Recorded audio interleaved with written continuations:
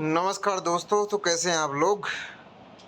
हम लेकर आए हैं आज जून 2023 में ये पेपर लगा था UGC net JRF PhD exam के लिए। 4 सितंबर को होने वाले एग्ज़ाम के लिए इम्पोर्टेंट है ये क्वेश्चंस। ओल्ड इज गोल्ड बोलते हैं इनको। ओल्ड पेपर्स हैं, उनमें से कुछ क्वेश्चंस रिपीट होने की संभावना रहती है। तो ये देखो, हम क्वेश्चंस देखते हैं। तो ये कोटेशन है। पहला क्वेश्चन है, किसने कहा था कि उग्रवादी न तो राष्ट्र न ही वर्ग के संबंध में चिंतन करता है, इनकी व्यक्तिगत स्वतंत्रता है। तो ये कोटेशन है, ये एम एन रॉय का कोटेशन है। एम एन रॉय के बारे में आपको थोड़ा सा ये बता दें कि एम एन रॉय एक मार्क्सवादी विचारक है। ये लेनिन के नेतृत्व में इन्होंने काम किया था और आगे चलकर भारत में कम्युनिस्ट विचारधारा है इसको फैलाने का काम किया है एम एन रॉय ने। ठीक है, आगे हम चलते हैं। अगला क्वेश्चन है, फ्रेडरिक टेलर के प्रकारात्मक फॉर्मेनशिप के अनुसार शॉप फ्लोर के सेवर्थ निम्न में से अवयव सम्मिलित है, जिनकी व्याख्या उन्होंने प्रबंध के सिद्धांत में की थी। तो ये क्या है कि ये जो लोक प्रशासन से रिलेटेड क्वेश्चन है और ये फ्रेडरिक टेलर है, इन्होंने प्रबंध की बात की है। तो इसका जो आंसर है, इसका आंसर इसमें दे रखा है। क्या दे रखा है इसका आंसर? ओह, ये देखो, ये व्याख्या देखो इसकी। फ्रेडरिक टेलर ने प्रकारात्मक फॉर्मेनशिप के अनुसार शॉप फ्लोर के सेवार्थ निम्न में से अवयव सम्मिलित किए जो प्रबंध को कहलाता है। तो ये कह रहा है स्पीड बोट्स, रिपेयर बोट्स और रूट क्लर्क।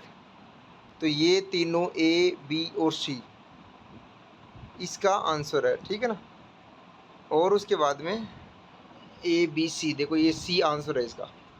ओके, तो ये हमने देखा फ्रेडरिक टेलर के बारे में। नेक्स्ट क्वेश्चन हमारा दे रखा है किसके बारे में? भारतीय राजव्यवस्था के पुनर्गठन की जेपी नारायण योजना के बारे में निम्न में से कौन सा कथन सही है? तो जेपी नारायण है, इन्होंने जेपी नारायण योजना के बारे में ये क्वेश्चन है। इन्होंने क्या किया है इसके बारे में बताया है। किसके बारे में? आपके भारतीय राजव्यवस्था के बारे में। तो इसके जो इसमें जो ऑप्शंस हैं वो देखो। इन्होंने निचले स्तर से राजस्व को पुनर्जीवित करने की अपेक्षा की है। राजनीतिक संगठन की मूलभूत इकाई ग्राम पंचायत होगी। ग्राम सभा जमीनी स्तर के लोकतंत्र के आधार के रूप में कार्य करेगी।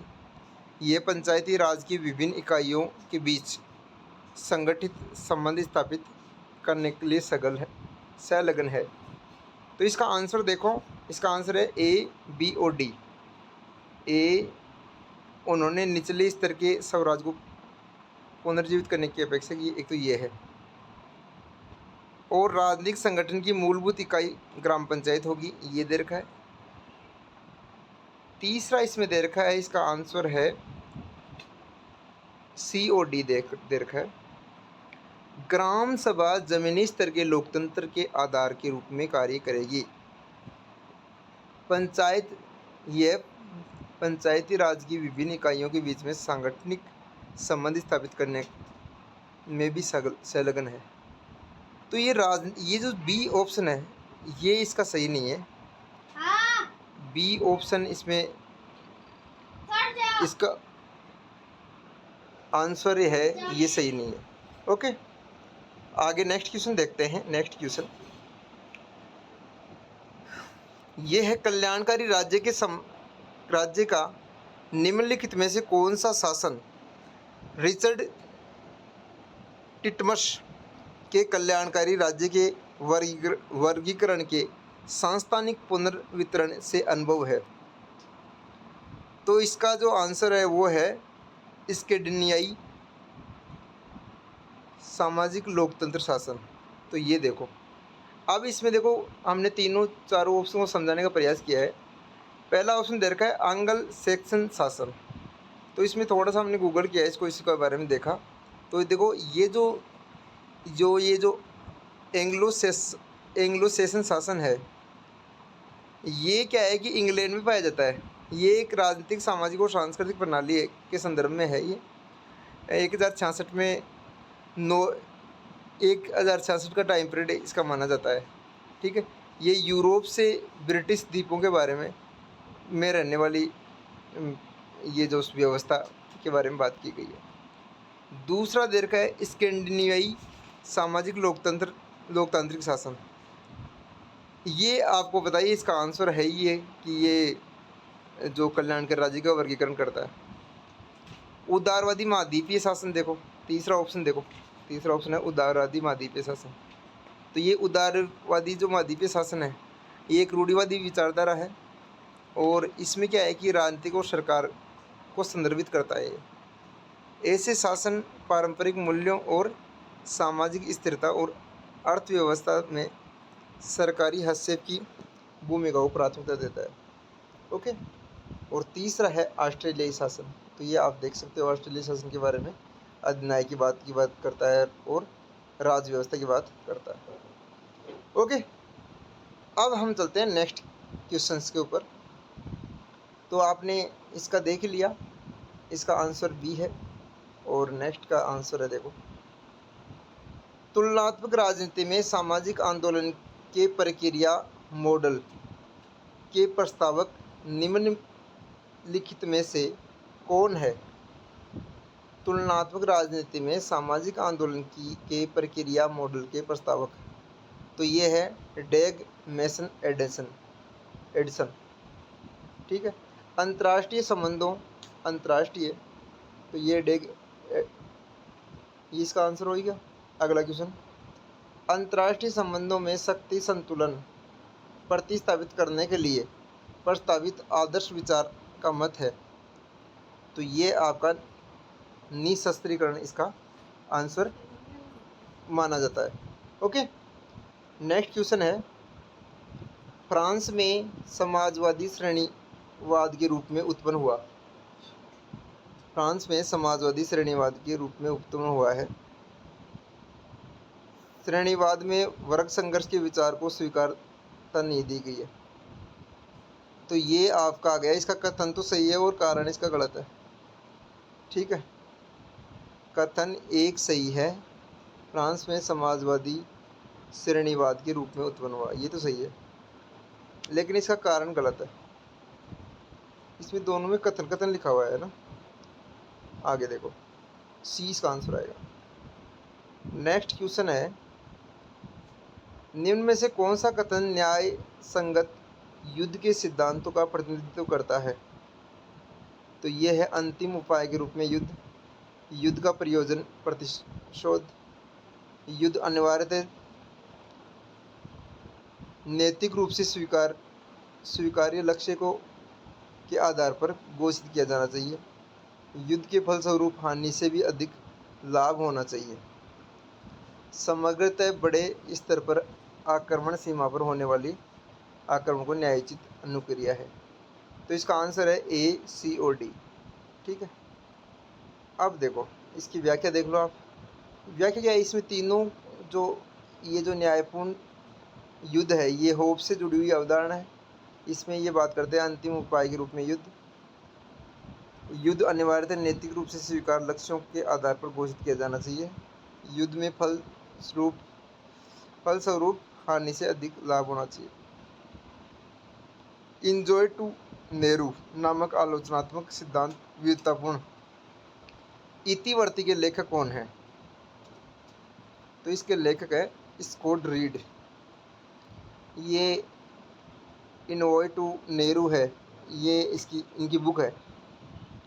नेक्स्ट क्वेश्चन है हमारा, आर्थिक वैश्वीकरण समृद्धि एवं सभी के लिए अवसर को प्रोत्साहित करता है।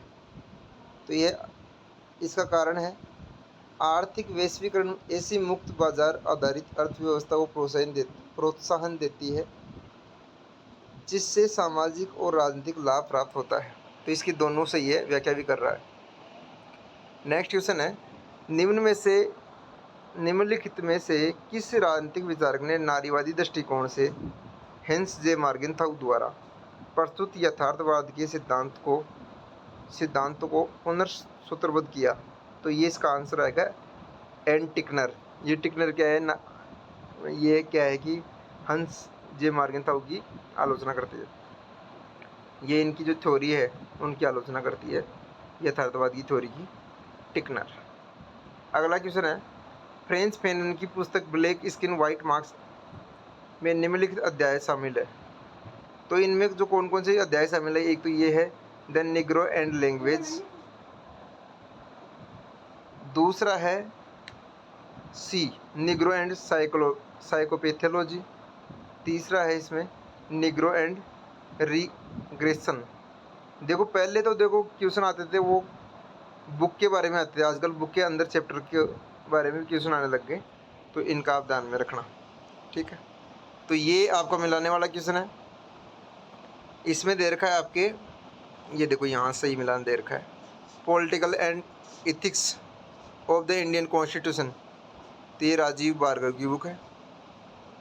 फिर है the Indian parliament, the BL Shankar and Bhargava Valerian Rodrigues. Federal government book है KC वियर की, the constitution of a nation, ये ग्रीनविल ऑस्टिन की बुक है। ये श्री अरविंदो के अनुसार आध्यात्मिक क्रांति का कार्य आधारित है सच्ची चेतना। ओके, नेक्स्ट क्वेश्चन है, निम्नलिखित में से किन विचारकों का मत है कि स्वतंत्रता नष्ट हो जाती है क्योंकि संपन्न वर्ग के पास अन्य व्यक्तियों पर प्रभुत्व की शक्ति होती है।